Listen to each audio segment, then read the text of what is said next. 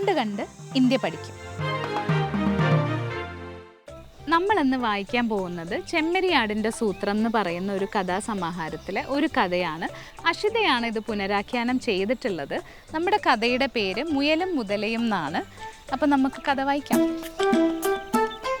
മുതലയ്ക്ക് കരയ്ക്ക് കയറുമ്പോൾ കയറി കിടക്കാൻ പാകത്തിന് ഒരു തോട്ടമുണ്ടായിരുന്നു. ദിവസവും മുതല അവിടെ വന്ന് വെയിൽ കായും. അതൊരു സുഖമാണ്. ഒരിക്കൽ അവിടെ ഒരു മുയൽ വന്നു പെട്ടു. മുതലയുടെ മൂക്കിന് നേരെ ഒരു വാഴ നിൽക്കുന്നത് മുയൽ കണ്ടു. രസികൻ വാഴ. അതിലും രസികനായിരുന്നു വാഴയുടെ ഇല. മുയൽ വിചാരിച്ചു, മൂക്ക് മുട്ട തിന്നിട്ട് കിടന്നുറങ്ങുകയാണ് ഈ ജന്തു. ഒരു കടിക്ക് വാഴയിലയും കൊണ്ട് ഓടിയാലോ. മുയൽ പമ്മി പമ്മി വാഴയിലയുടെ അടുത്തെത്തി. അപ്പോഴാണ് മുതല കണ്ണു തുറന്ന് ഒന്ന് തുമ്മിയത്. മുതലയുടെ പല്ല് കണ്ട് മുയൽ പേടിച്ചു പോയി. അവൻ ഓടിച്ചെന്ന് ഭാര്യയോടും മക്കളോടും വിവരം പറഞ്ഞു.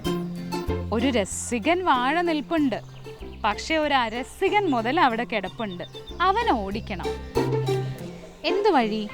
ഭാര്യയും മക്കളും കുറേ കരിയില കൊണ്ടുവന്ന് മുതലയുടെ ചുറ്റുമിട്ടു. എന്നിട്ട് തീ കൊടുത്തു. മുതല ഞെട്ടി ഉണർന്നു. ചുറ്റിനും തീയ്. മുതൽ ഒറ്റ ചാട്ടം വെള്ളത്തിലേക്ക്. മുയലും കുടുംബവും സുഖമായി അവിടെ കണ്ട ഇലകൾ തിന്നു. ഇതാണ് നമ്മുടെ മുയലും മുതലയും എന്ന് പറയുന്ന കഥ.